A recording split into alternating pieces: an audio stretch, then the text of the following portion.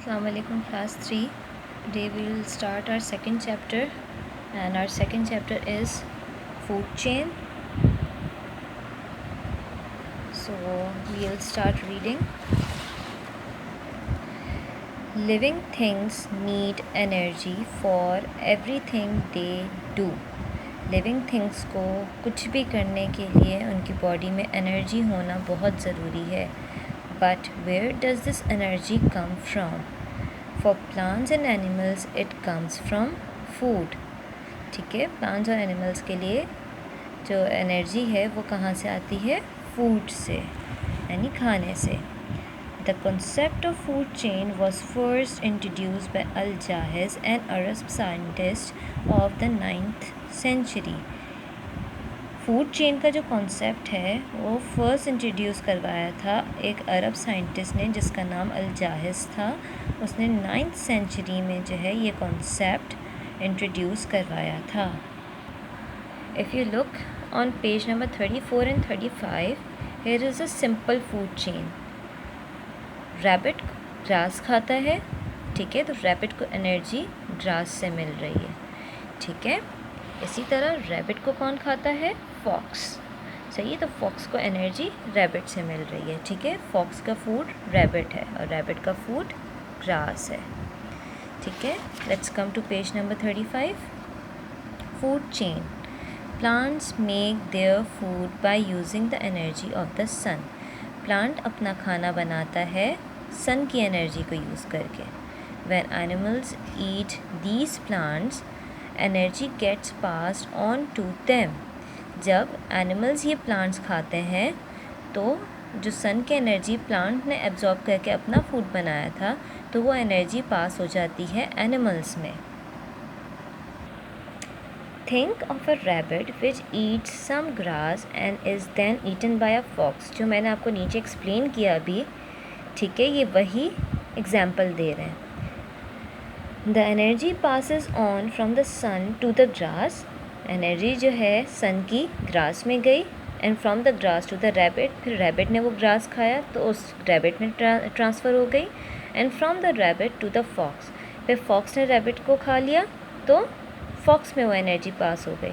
So this whole process is known as a food chain. A food chain is important because it helps pass energy from one living thing to another. Food chain बहुत important है क्योंकि ये energy पास करता है एक living thing से दूसरे living thing तक. Now we will learn about the parts of a food chain. A food chain is made up of the sun, producer, consumers and decomposers. ठीक है, अब फूड चेन के पार्ट्स होते हैं. कितने पार्ट्स हैं? 4, जिसमें सन, फिर then producers, फिर consumers and decomposers. So let's learn about the sun. What role does the sun plays in a food chain? A food chain begins with the sun, as the sun is the source of all energy. sun से शुरू होता है food chain. क्यों? क्योंकि sun ही है जो तमाम चीज़ों को एनर्जी प्रोवाइड कर रहा है. ठीक है, मेन सोर्स जो है वो आपका सन है. Plants use this energy to make their food. Plants sun की एनर्जी यूज़ करता है अपना फूड बनाने के लिए. Then we come to the producers. Now what are producers? Plants are called producers. Plants क्या कहलाते हैं? Producers, because they make their own food. क्योंकि ये अपना खाना खुद बनाते हैं, और जो अपना खाना खुद बनाते हैं they are called producers. They do this by using light energy from the sun, carbon dioxide from the air and water from the soil. वो अपना खाना किस तरह बनाते हैं? लाइट की एनर्जी यूज़ करते हैं सन से, कार्बन डाइऑक्साइड एब्जॉर्ब करते हैं हवा से, और पानी एब्जॉर्ब करते हैं मट्टी से. They also use the green matter in their leaves called chlorophyll. जो ग्रीन हिस्सा होता है प्लांट का, उसमें क्लोरोफिल मौजूद होता है, जिसे यूज़ करते हैं अपना खाना बनाने में. Glucose store in the plant and used as food. Glucose मौजूद होता है प्लांट में जो खाना बनाने में इम्पॉर्टेंट है. Oxygen release into the air as a by product. जब प्लांट अपना खाना बनाता है तो वो ऑक्सीजन रिलीज़ कर देता है हवा में और कार्बन डाइऑक्साइड को एब्जॉर्ब कर लेता है।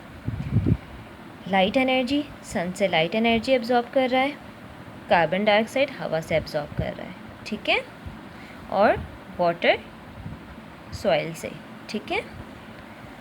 Now come to the next page. Now what are consumers? Animals are called consumers. जो एनिमल्स हैं वो कंज्यूमर्स कहलाते हैं because they can't make their own food and have to eat plant और अदर एनिमल्स, ठीक है। अब कंज्यूमर्स वो होते हैं जो अपना खाना खुद नहीं बना सकते हैं, तो लिहाजा वो या तो जो है प्लांट्स खाते हैं या दूसरे एनिमल्स खाते हैं। Consumers are of 4 types. अब कंज्यूमर के भी 4 टाइप्स होते हैं। कौन कौन से टाइप हैं? Carnivores, herbivores, omnivores and scavengers. अब कार्निवोर्स क्या होते हैं? Carnivores animals eat meat and herbivore animals eat plant. Carnivores वो एनिमल्स होते हैं जो सिर्फ गोश्त खाते हैं, ठीक है, जैसे लायन है, ठीक है। और हर्बीवोर वो एनिमल्स होते हैं जो सिर्फ प्लांट खाते हैं, जैसे गोट, शीप, ठीक है। Now what are omnivores? Omnivores, like most humans, eat plants and meat both. अब omnivores वो होते हैं जो plants और animals दोनों खाते हैं, ठीक है, like humans, हम गोश्त भी खाते हैं, हम सब्ज़ी भी खाते हैं, फल भी खाते हैं, ठीक है। So we are omnivores. Scavengers. Scavengers eat dead animals. Scavengers वो होते हैं जो मरे हुए जानवर खाते हैं, ठीक है। अब उसमें कौन आ जाएगा? जैसे बेयर। बेयर जो है उसके मुंह में मछली है, उसने पानी से निकाली, मछली मर गई, उसने खा ली, ठीक है। या सपोज़ यहाँ पर हम देख सकते हैं कि यहाँ पर जो है बर्ड्स हैं जो मरा हुआ कोई जानवर है उसको खा रहे हैं, ठीक है। Okay, herbivores are also called primary consumers. Herbivores को प्राइमरी कंज्यूमर भी कहा जाता है। Primary consumers may be eaten by other animals called secondary consumers. अब जब हर्बीवोर्स प्राइमरी कंज्यूमर्स कहलाते हैं और जो हर्बीवोर्स को खाते हैं वो सेकेंडरी कंज्यूमर्स कहलाते हैं, जैसे कार्निवोर्स, ठीक है। तो कार्निवोर्स को हम सेकेंडरी कंज्यूमर्स कहते हैं और हर्बीवोर्स को हम प्राइमरी कंज्यूमर्स कहते हैं। Now let's come to the page number 38. Here we will read about decomposers. Now what are decomposers? Decomposers are tiny insects and organisms like worms, bacteria and fungi. Decomposers बहुत बारीक, बहुत छोटे insects होते हैं या organisms ऐसे जो आपको नज़र प्रॉपरली ना आए, लाइक worms, ठीक है, या बैक्टीरिया या fungi, that feed on dead plants and animals, जो खाते हैं मरे हुए जानवर या मरे हुए पौधे। Some feed on the undigested food of animals in their dung. कुछ जो है उन पे भी फिर जो है फीड करते हैं जो एनिमल्स के अनडाइजेस्टेड फूड होता है, ठीक है। All decomposers break down the unused dead material and turn them into nutrients. अब डिकम्पोजर्स क्या करते हैं? वो जितना भी डेड मटेरियल होता है जो यूज़ में नहीं होता है उसको छोटे छोटे टुकड़ों में ब्रेक डाउन करते हैं और उसको न्यूट्रिएंट्स में जो है तब्दील कर देते हैं, जो आपके सॉइल को अच्छा बनाने के लिए, आपकी मिट्टी को अच्छा बनाने के लिए बहुत ज़रूरी है। They have put nutrients back into the soil. फिर क्या होता है? वो न्यूट्रिएंट्स जो है मिट्टी के साथ घुल मिल जाता है फॉर प्लांट्स टू ईट, फिर वो प्लांट्स एब्जॉर्ब करते हैं। Imagine what would happen if there were no decomposers. अब आप ये सोचें कि इतना इम्पॉर्टेंट रोल डिकम्पोजर्स प्ले करते हैं कि वो आपका जितना भी अनयूज़ मटेरियल होता है उसको बिल्कुल बारीक टुकड़ों में कर देते हैं और फिर उसके बाद वो न्यूट्रिएंट्स में तब्दील करके उसको जो है सॉइल एब्जॉर्ब कर लेता है और फिर वो प्लांट यूज़ करता है एज अ फूड। तो अगर डिकम्पोजर्स नहीं होते तो क्या होता? अगर डिकम्पोजर्स नहीं होते तो फूड चेन शायद नहीं चलता, ठीक है। ये फूड चेन में बहुत ज़्यादा इम्पॉर्टेंट रोल डिकम्पोजर्स प्ले करते हैं। The plant would not gate essential nutrients. लाजमी सी बात है कि जब जो है न्यूट्रिएंट्स प्लांट्स को नहीं मिलेगा तो आगे जो है फूड चेन चल ही नहीं सकता, ठीक है। So the plant would not get essential nutrients and dead matter and waste would pile up everywhere. और क्या होता कि जितना भी अनयूज मटेरियल होता, जितना भी वेस्ट होता, वो सब एक दूसरे के ऊपर पायल होके पड़ा रहता. ठीक है. Now come to page number 40. सही है. What happens when a food chain is broken? ठीक है. क्या होगा अगर फूड चेन टूट जाए? Look at the food chain below.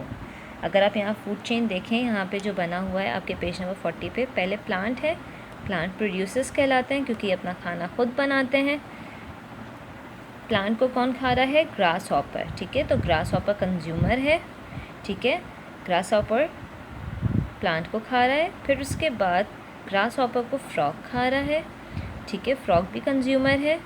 ठीक है. फ्रॉग ने ग्रास हॉपर को खाया, उसके बाद फ्रॉग को स्नेक ने खाया और स्नेक को आउल ने खाया. ठीक है. तो ये कंप्लीट फूड चेन बन रहा है. ठीक है. जितना भी वेस्ट मटेरियल जो स्नेक को खाते हुए अगर आउल छोड़ देगा तो वो डीकम्पोजेस उसको बिल्कुल छोटे छोटे टुकड़ों में करके अगेन सॉइल में न्यूट्रिएंट्स में तब्दील करके अगेन सॉइल उसको एब्जॉर्ब करेगा एंड देन फिर अगेन जो है प्लांट जो है उनको एब्जॉर्ब कर लेगा. सो ये एक कंप्लीट फूड चेन है. ठीक है. What will happen if for some reason all the monkeys of the world died? क्या होगा अगर दुनिया के तमाम जो है बंदर मर जाएं तो? There would be snakes everywhere because the consumer that eats snakes will not be there. सही है. फिर क्या होगा कि सब जगह जो है सिर्फ सांप ही सांप आपको नज़र आएंगे क्योंकि जो सांप को खा रहा है वही नहीं होगा, तो फिर हर जगह सांप ही सांप होंगे. ठीक है. What will happen if a grasshoppers die? अगर क्या होगा अगर ग्रास हॉपर मर जाएंगे तो? The frog will die because they won't have food. फिर क्या होगा? फ्रॉग के पास खाना नहीं होगा खाने के लिए, तो फ्रॉग्स मर जाएंगे. The snakes will die. फिर स्नैक्स मर जाएंगे क्योंकि उनके पास खाना नहीं होगा because they won't have food. And the monkeys will die for the same reason. फिर जब स्नैक को खाना नहीं मिलेगा स्नैक्स मर जाएंगे, और फिर जब मंकी को खाना नहीं मिलेगा मंकी स्नैक्स को खाते हैं, और जब स्नैक्स ही नहीं रहेंगे तो फिर मंकीज़ भी नहीं रहेंगे. सही है. So this is how important is to take care of our ecosystem. सही है. तो ये बहुत ज़रूरी है कि हम अपने इकोसिस्टम का बहुत ज़्यादा ख्याल रखें so that all animals have a chance to live, ताकि तमाम एनिमल्स जो है वो ज़िंदा रह सकें. Each animal is playing its part in continuing life on earth.